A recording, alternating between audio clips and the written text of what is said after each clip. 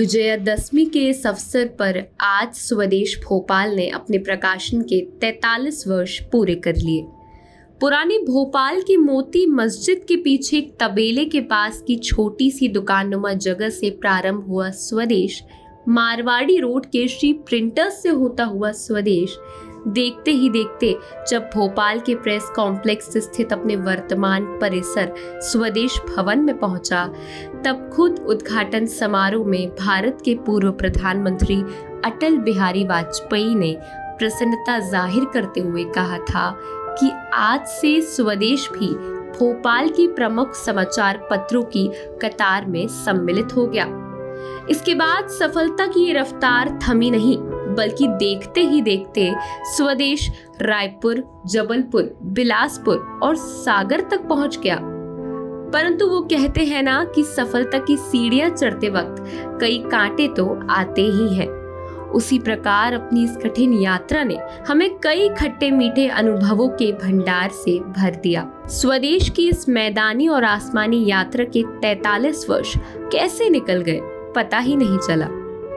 हमने स्वदेश भोपाल समूह के साथ ही अन्य संस्करणों की प्रगति यात्रा भी की। वहीं इस मौके पर स्वदेश भोपाल के प्रबंध संपादक श्री अक्षत शर्मा जी ने बधाई देते हुए सभी सहयोगियों, पाठकों व समर्थकों का आभार व्यक्त किया।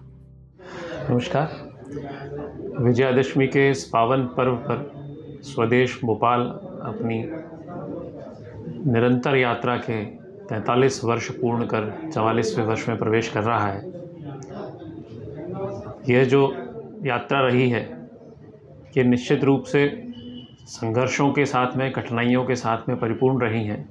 इसका अपना आनंद भी रहा है, इसके अपने संघर्ष भी रहे हैं।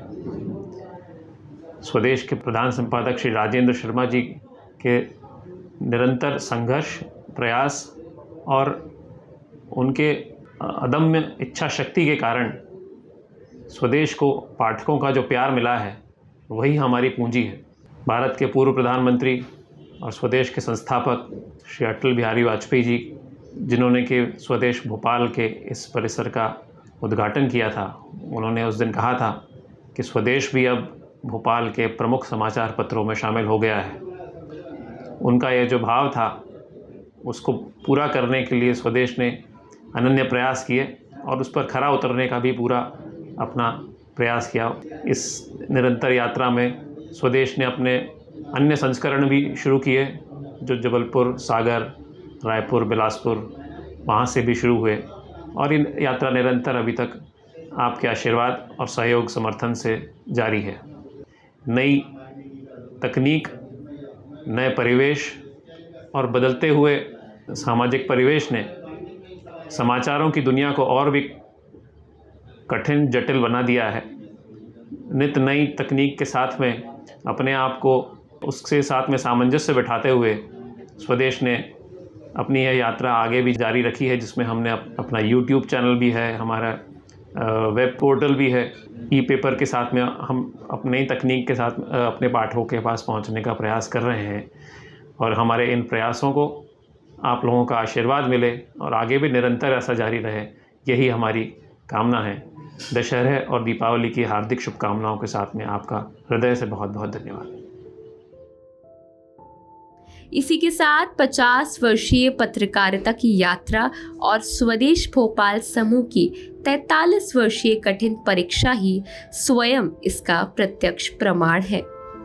आज अदम्य आशापूर्ण मनोभावों के साथ इस ऐतिहासिक प्रसंग पर हमने अपने आप को पुनः ध्येय अर्पित करते हैं। आज स्वदेश के स्थापना दिवस के इस शुभ अवसर पर हम अपने असंख्यक पाठकों, शुभचिंतकों एवं सहयोगियों के प्रति अंतहीन कृतज्ञता प्रकट करते हुए समर्थकों, विरोधियों और आलोचकों आदि सभी को धन्यवाद देते हुए उनका आभार मानते हैं।